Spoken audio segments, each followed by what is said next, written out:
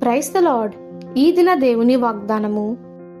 నా ప్రాణమునకు ఆయన సేద తీర్చుచున్నాడు, తన నామమును బట్టి నీతి మార్గములలో నన్ను నడిపించుచున్నాడు. కీర్తనల గ్రంథము 23వ కీర్తన 3వ వచనము. ప్రాణము పరిశుద్ధముగా విడిపింపబడినదై సంతోషముగా ఉన్నప్పుడు దైవ ప్రసన్నతను మరింతగా ఆకర్షించుచున్నది. ఆత్మలో పాపము లేకుండా మనలను మనం కాపాడుకునే నెడల ఎల్లప్పుడూ మహిమగల ప్రభు ప్రసన్నతను గ్రహించవచ్చును. కానీ మన మనసులో డాగు మచ్చ ఏర్పడినడల, ఆత్మలో పాపపు తలంపులు వచ్చినడల దైవ ప్రసన్నతను గ్రహించలేము. అనేకులు అంతరంగ గాయములతో జీవించుచున్నారు.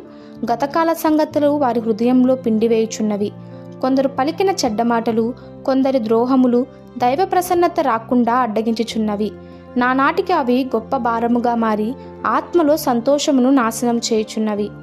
నలిగిన హృదయమును ఎవడు సహింపగలడు అని జ్ఞాని ప్రశ్నించుచున్నాడు. నలిగిన హృదయము అనగా విరిగిన ఆత్మ, చితికిపోయిన హృదయము. ఆత్మలోని శ్రమలు శరీరంలోని గాయముల కన్నా ఘోరముగా ఉన్నవి.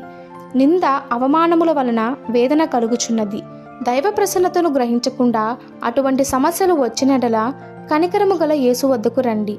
మన పాపములు కప్పివేసుకొనుక ఒప్పుకుందాము. ప్రభు వెలుపటి గాయములు మాత్రమే కాక అంతరంగ గాయములను స్వస్థపరచువాడు. ఆయన క్షమించు స్వభావమును బట్టి మనము క్షమించుటయే కాక ఇతరులను క్షమించే కృపను మనకు దయచేయుచున్నాడు. మనము ఆత్మలో విడుదల నొందిన వారమై ప్రభుని స్తుతించగలుగుతాము.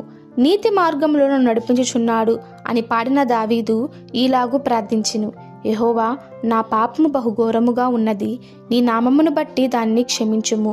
ఎప్పుడైతే మనము దావీదు వలె ప్రార్థన చేస్తామో, మన పాపము ఎంత ఘోరమైనప్పటికీ ఆయన మన ప్రాణమునకు సేద తీర్చుచున్నాడు. అంతేకాదు, ఆయన నామమున మనం ఏమి అడుగుతామో ఆయన దాన్ని చేయుటకు సిద్ధముగా ఉన్నాడు.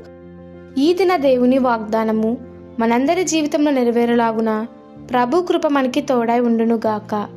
ఆమెన్. God bless you.